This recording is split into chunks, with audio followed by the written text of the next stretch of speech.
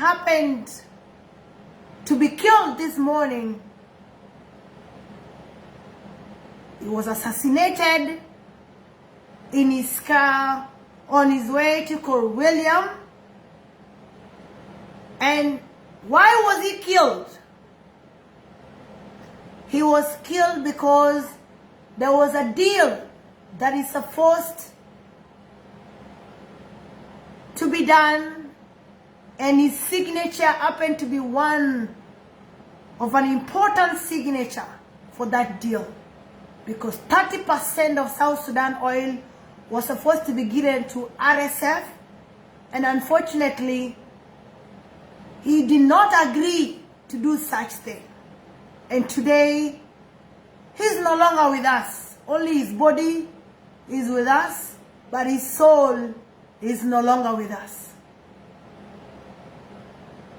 A moment of silence for such a great person who never want to sell the resources of South Sudan for nothing.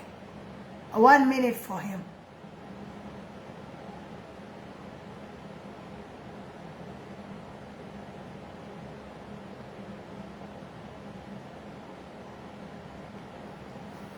Thank you so much for doing that with me. Today I'll speak 2 languages. I wish I know all the 64 languages, but I don't know. I happen to know only English and a little bit of Arabic and Nuer. So I'll try with all those 3 languages to try to put across the information I want to put across, because it is very, very important for you, for me, for a woman who is in South Sudan, for a child who is in South Sudan, for a youth who is in South Sudan, for a SSPDF who is in South Sudan, for a white army who is in South Sudan, for everybody who is in South Sudan. This information is very important for all of us.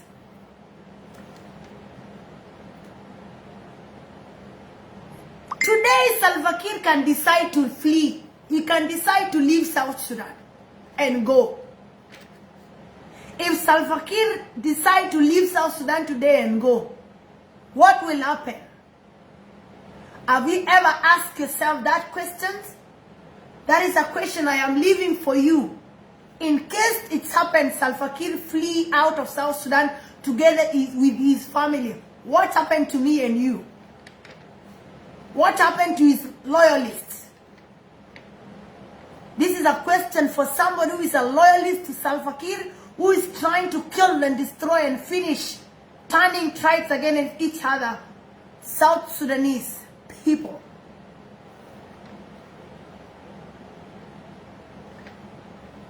I would know that the war that is happening, if it was a tribes war, then all the tribes are bleeding. It is not one tribe that is bleeding in South Sudan. All tribes are bleeding, and that makes it a political war. It is not a tribal war. Whoever is lying to you that this is a tribal war, please, it is not a tribal war. This is a political war. It's a regime change war. So it's South Sudanese. It is the 64 tribes, those who love South Sudan so dearly, against Salva Kiir and his team, who are loyal to himself.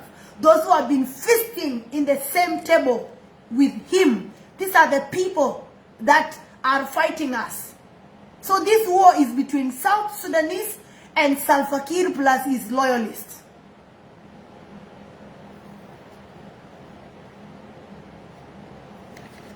Now, I am just here to give you some few updates and to warn South Sudanese that to those who like moving at night, to those who just like moving randomly without any plan, you have seen Salva Kiir is collecting any breathing thing. As long as you have 2 legs, you have 2 hands, and you have a mouth and you can talk, Salva Kiir is collecting children, women, all people, and is taking them to fight, to front line, to protect his throne.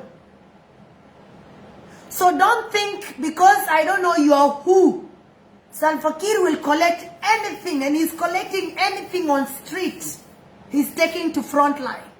So if you get out to drink water, to get some water in the shop, no, you might go and don't come back. The next place you'll find yourself, it will be front line.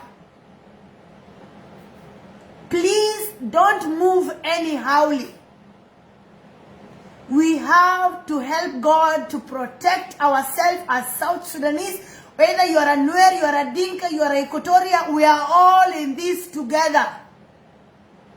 We all have equal problem, which is Salva Kiir, who want to die with everybody, who want to make sure that he goes down with you and me.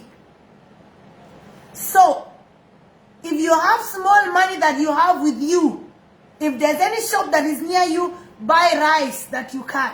Buy anything that you need, put in your house. Whatever you think is a joke, it is not a joke. And the safety of the civilians is very important. This is a time whereby a Dinka and a Nuer and Equatoria will be in the same house and they will hide themselves and they will not tell themselves, and that is how it's going to be. This is a war of all of us. Me and you and everybody is equal in South Sudan in this war as we speak. As long we are a South Sudanese, as long we exist. It will even happen, even the foreigners that are within the country, they will be collected and taken to the war in case they are found on the street. So before Salva Kiir start coming to your doorstep, before he start coming to your house, please stay home. It's for your own safety. It's for my own safety, because I need you. Me and you will build South Sudan. Whoever is lying to you that you are a Dinka, you are a Nuer, you are a Equatoria, this problem is our own problem. It doesn't have individual people. It have nothing to do with Nuer, Dinka, Equatoria. You've seen even women. If you think you are a woman, that you cannot know. Salva Kiir is collecting even women and taking them to front line. Everybody is not safe. Children are not safe. Women are not safe. Elderly are not safe. SSPDF is not safe. White, everybody is not safe at the moment. Even the politicians. You saw this morning they killed one of the person because he refused to sign a document to sell our oil to RSF, because they were giving 30% to RSF, and then RSF will come and fight in front line. So there's a lot that is going on in the country. And to anybody that is a South Sudanese, please don't let your signature to sign a document that will destroy South Sudan forever. This is a time to show your loyalty to your country. This is a time to bow to South Sudan. We all cried several years. South Sudan was not found just like any other country. People lost life. People shed blood. It was a 21 years of struggle, of death, of destruction, of prayers, of fasting that gave us the country we have, South Sudan, today. And to those who think that South Sudan doesn't have enough resources, that they will be mistreated, South Sudan resources can feed the whole of Africa, and it can feed the world for 40 years. That's how rich South Sudan is. And we all have to live in that country and enjoy those resources together. I am speaking to you today as Ruth, who is a South Sudanese, who loves you so much, who gave her life for that country. To those who are mocking all of us and all this, you don't know what we have been through in that country. You don't know what we're still going through up to today, but we gave our life for that country. Even you, give your life to that country, but staying at home, protect yourself, and don't move around. That is what we want you to do, wherever you are. If you are alone in your house, go to your neighbor, stay with your neighbor. Stay in groups so that when a problem is coming, you will know that a problem is coming, and you'll be able to think together on how to solve this. All 64 tribes of South Sudan are not safe as long as Salva Kiir leadership is concerned. I will not take long time, but I'm here to tell you, your safety is my safety. You being alive means you will be able to build South Sudan tomorrow and enjoy. You don't deserve to die in front line. As a woman who is being collected and given uniform, as a child who is being recruited and given uniform, as anybody, South Sudan is for me, is for you, is for all of us. This is a time to forget about tribalism, forget about being a Nuer, forget about being a Dinka, forget about being a Shiluk, forget about being a Cholin, forget about being anything. Our tribe now is South Sudan. And you have to be safe. I have to be safe. We all have to be safe. Move in groups if you have to go and get something in the shop, especially the people of Juba.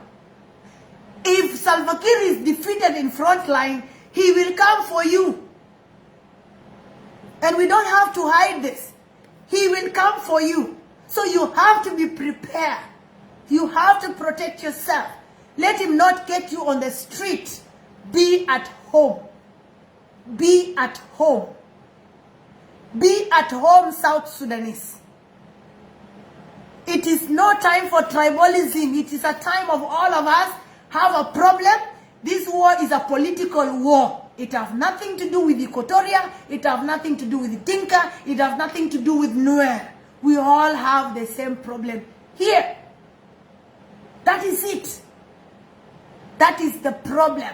You are a South Sudanese. Don't find yourself in front line because you are so ignorant. Be at home. This is a time to get some food if you have some small money. Buy food, put in the house. Buy charcoal, put in the house. Buy firewood, put in the house. Buy water, put in the house. We don't know the time. This is a time that we all have to be safe. Because South Sudan is our motherland, is our birthright. We all have to enjoy it. And to those who have not yet come out openly, it is time for you to come out openly. It is time for you to come out openly. We want to hear from the Lake people, Lake State. What is happening? We want you to come and declare and tell us that you are with us in this.